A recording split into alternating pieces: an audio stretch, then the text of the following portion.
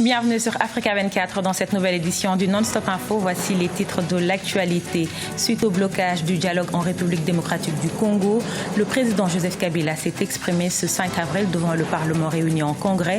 Un discours à la nation marqué par l'annonce de la nomination très prochainement d'un nouveau Premier ministre. En Afrique du Sud, les appels à démissionner en direction du président Jacob Zuma se multiplient. La contestation s'intensifie dans l'opposition, mais également au sein même de la majorité, en cause notamment le remaniement ministériel. Et puis focus au cœur de l'univers de Daouda Ndiaye, artiste plasticien sénégalais. Il utilise de supports papier photo qui grattent plus ou moins fortement à l'aide de divers instruments métalliques. Mais tout d'abord, c'est comme un début de nouvelle ère en Gambie avec l'organisation des premières élections après la chute de l'ex-président Yaya Jammeh. Ce jeudi 6 avril, près de 886 000 électeurs gambiens sont appelés aux urnes pour choisir leurs députés pour un mandat de 5 ans. Des législatives qui promettent d'être transparentes, mais surtout qui ont valeur de test pour la coalition au pouvoir. Au total, 239 candidats issus de 9 partis politiques et de listes indépendantes briguent ce scrutin. En République démocratique du Congo, le président Joseph Kabila s'est exprimé ce mercredi 5 avril devant le Parlement réuni en Congrès. Ce discours à la nation intervient après le blocage de la médiation pour une sortie de crise dirigée par l'Église catholique. À travers cette allocution, le chef de l'État a tenté de rassurer concernant l'accord de l'application de l'accord du 31 décembre. Djarandiaï, Corinne Comdem. La République démocratique du Congo toujours à la recherche d'une sortie de crise. Depuis la signature de l'accord du 31 décembre, les parties prenantes n'ont pas réussi à s'entendre sur les modalités d'application de ce compromis politique entériné en décembre 2016. Ce mercredi 5 avril, devant le Congrès, Joseph Kabila, le chef de l'État congolais, a tenu à éclaircir quelques points et notamment concernant l'organisation des prochaines élections sur le territoire. Que ceux qui en doutent encore soient rassurés.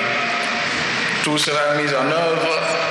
En effet, pour atteindre cet objectif, conformément au calendrier qui sera fixé par la CENI.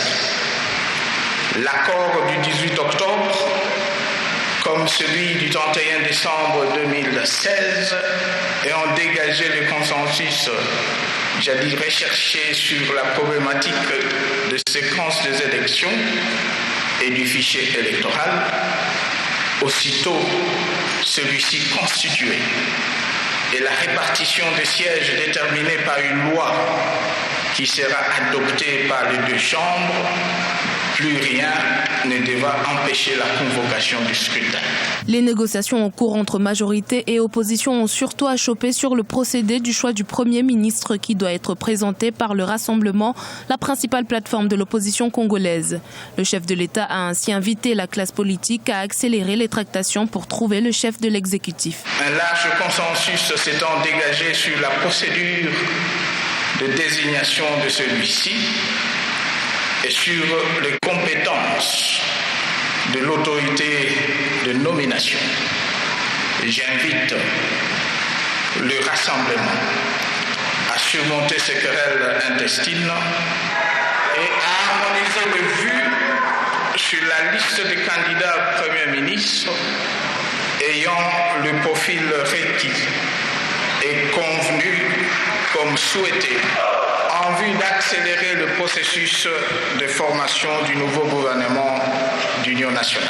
Face à l'impasse politique en cours dans la mise en œuvre de l'accord de la Saint-Sylvestre, le président Joseph Kabila a annoncé ce mercredi devant le Congrès que le Premier ministre serait nommé dans les 48 heures. Un autre poste clé doit par ailleurs être choisi. Le président du Conseil national de suivi de l'accord du 31 décembre qui définit le partage de pouvoir entre la majorité et l'opposition n'est toujours pas pourvu.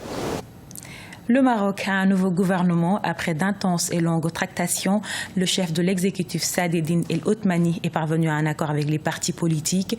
Ce mercredi 5 avril, le roi Mohamed VI a nommé un gouvernement composé de 38 ministres et secrétaires d'État. Outre le PJD, vainqueur des dernières législatives, la nouvelle majorité comprend le Rassemblement national des indépendants, le Mouvement populaire, l'Union constitutionnelle, l'Union socialiste des forces populaires et le Parti du progrès et du socialisme. En Afrique du Sud, la fronde contre le président Jacob Zuma s'accentue, une contestation aussi bien présente dans l'opposition que dans la majorité présidentielle. Le remaniement ministériel a d'ailleurs été fortement critiqué au sein même de l'ANC, le parti au pouvoir. Graziella Chakonte. De l'intérieur aux finances. En Afrique du Sud, Malosi Gigaba a été nommé en remplacement de Pravin Gordhan le 1er avril 2017. Âgé de 45 ans et fidèle du président Jacob Zuma, il incarne une approche programmatique tranchante. À l'image de sa première résolution, appliquer la Black Economic Empowerment Project, la politique d'émancipation des Noirs qui vise à casser le monopole de la minorité blanche. La possession de la richesse et des ressources reste concentrée entre les mains d'une petite partie de la population. Cela doit changer. Depuis trop longtemps, il existe une perception sur le trésor public qui appartiendrait d'abord et exclusivement aux économistes orthodoxes, aux grandes entreprises et aux investisseurs internationaux. Avec tout mon respect, il s'agit d'abord du gouvernement du peuple. Un activisme qui ne l'a pas empêché de faire les frais de la colère grandissante contre le président Jacob Zuma. En effet, depuis le remaniement ministériel du 31 mars 2017, les lignes de fracture s'élargissent à vue d'œil. La COSATU, puissante centrale syndicale, se joint au parti d'opposition et appelle le chef de l'État à quitter le pouvoir. Sans le soutien de cette centrale syndicale, je vois très mal un candidat de l'ANC, un candidat Toto, avoir accès à de telles postes de responsabilité. Donc aujourd'hui, c'est simplement le déclin du règne de Jacob Zuma qui vient d'être signé avec cette décision du syndicat. Ce climat de révolte et de défiance a rapidement été sanctionné par les marchés. La note souveraine de l'Afrique du Sud passe en statut junk, catégorie spéculative auprès de Standard & Poor's. Parallèlement, la bourse de Johannesburg dégringole, alors que la monnaie nationale, le rand, perd de sa valeur d'heure en heure. Un basculement serait-il en train de se profiler? Seul l'avenir nous le dira.